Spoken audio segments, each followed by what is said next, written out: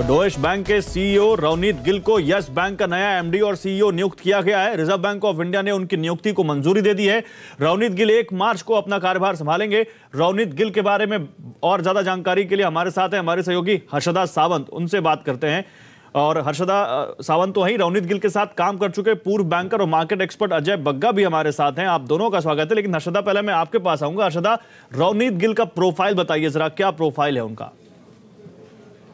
31 जनवरी की डेडलाइन से ठीक पहले यस बैंक ने अपने नए एमडी और सीईओ को नियुक्त कर लिया है और इस पद की कमान संभालने वाले हैं रवनीत गिल। अब नवनीत गिल वैसे एक पुराना चेहरा है बैंकिंग सर्कल्स में। पिछले 32 सालों से इनको बैंकिंग का अनुभव है और 2012 से ये डॉइचे बैंक एजी के इंडिया ऑपरेशंस को संभाल रहे थे, यानी कि भारत में जो डॉइचे बैंक काम करता है उसके ऑपरेशंस को संभाल रहे थे, उसके सीईओ थे। यानी कि इनके पास पहले से काफी ज्यादा एक्सपीरियंस है। हमें यह भी जानकारी मिली है कि रिस्क मैनेजमेंट के मामले में रवनीत गिल का काफी ज्यादा एक्सपीरियंस है और इस पूरे एक्सपीरियंस को लेकर वो यस बैंक की कमान संभालने वाले हैं। एक और चीज जो बाजार काफी एक्साइटेड है लेकर कि 2 उपाय थे या फिर 2 विकल्प थे बोर्ड के सामने। एक इनसाइडर यानी कि रजत मोंगा जो सालों से यस बैंक में जुड़े हुए थे, उनको इस पद के लिए चुनना, या फिर एक बाहर का शख्स लेकर आना और फिर उसको एक कमान देना। लेकिन बोर्ड ने प्रेफर किया है कि इस समय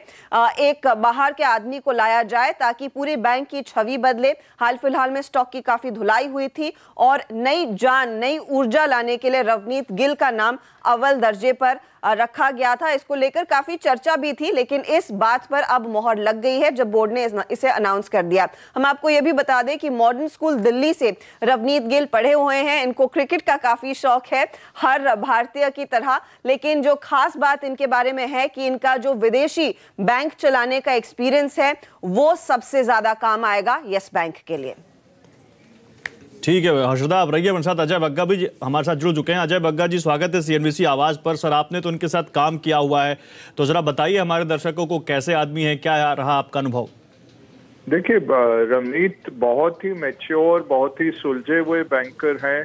बहुत डीप इंटेलेक्चुअल इंसाइट्स हैं उनके और कॉर्पोरेट क्षेत्र में बहुत अच्छे रिलेशनशिप्स हैं उनके। तो जितने भारत के कॉर्पोरेट्स हैं, दिग्गज प्रमोटर्स हैं, सबसे बेहतरीन रिलेशनशिप है इनका।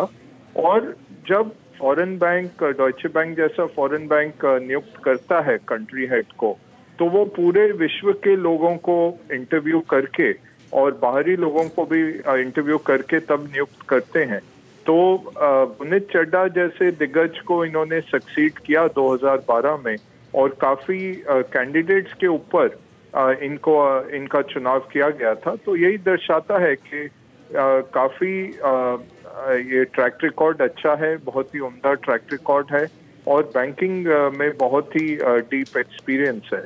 और मैन मैनेजमेंट में, टीम मैनेजमेंट में अच्छे मोटिवेटर हैं, बहुत वेल रिस्पेक्टेड हैं टीम में और बहुत लाइक्ड भी हैं पर्सनली लोगों के द्वारा। लोगों को साथ लेके चलते हैं, जो बहुत महत्वपूर्ण रहेगा। यस बैंक जैसी कंपनी में जहां राणा ने खुद फाउंड किया और वो चला रहे थे, अभी तक प्रमोटर खुद चला रहे थे। तो अभी प्रोफेशनल मैनेजर को आने के लिए ये टीम स्किल्स बहुत इंपॉर्टेंट रहेंगे, टेक्निकल स्किल्स के अलावा। मेरा सवाल अगला यस बैंक से ही जुड़ा हुआ था सर। तो आपको क्या लगता है कि अब यस बैंक का उनका जो टेन्योर है कैसा रहेगा, उनका जो कार्यकाल कैसा रहने वाला है? देखिए गौरव, बाय सेल तो मैं नहीं दूंगा, जस्ट एनालिसिस ही दूंगा। बट ओवरऑल आप देखें तो ये 2 बहुत ही रिसेंटली हमारे सामने 2 ऐसे केस आए थे।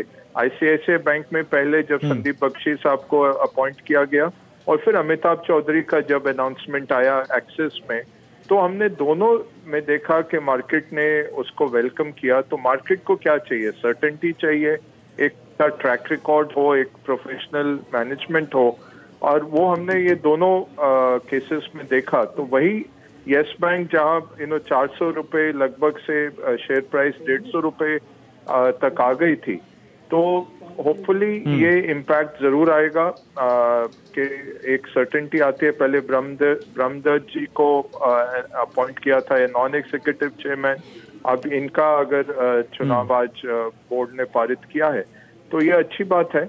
ओवरऑल मार्केट को सर्टेनिटी चाहिए। और आज जो गौरव प्राइस एक्शन हुआ वो काफी शॉर्ट्स जो थे वो स्क्वीज आउट हो गए, क्योंकि मार्केट में अनसर्टेनिटी थी कि क्या अनाउंसमेंट आएगी, आज अनाउंसमेंट आएगी कि नहीं। तो शॉर्ट्स थोड़े पकड़े गए, आज बियर्स पकड़े गए और वो फिर किसी भी हालत में निकलने को आमादा थे, तब वो स्टॉक इतना रिएक्ट हुआ है। ये थोड़ा टाइम लगेगा अभी देखने में। दो अहम मुद्दे हैं, एक तो आरबीआई की जी बोलिए अपनी बात पूरी कीजिए सर। हाँ देखिए, आरबीआई की रिपोर्ट, सुपरवाइजरी रिपोर्ट नहीं आई तो AQR का डाइवर्जेंस कितना है, और दूसरा अगर आप स्टैंड अलोन बेसिस पे देखें तो स्लिपेजेस हैं काफी। ये है कि IL&FS का लगता है कि 2,500 करोड़ का स्लिपेज रिकग्नाइज कर लिया गया है। जी ठीक है, शुक्रिया अजय जी आपका हमारे साथ जुड़ने के लिए। अर्शदा आपका भी शुक्रिया उनकी प्रोफाइल बताने के लिए। तो चलिए अब आगे और इनके बारे में हम बताते रहेंगे आपको जैसे जैसे आगे अपना कारोबार संभालेंगे और आगे यस बैंक को आगे लेकर चलेंगे। लेकिन नतीजों की बात आज करते हैं, क्योंकि नतीजे भी आए हैं और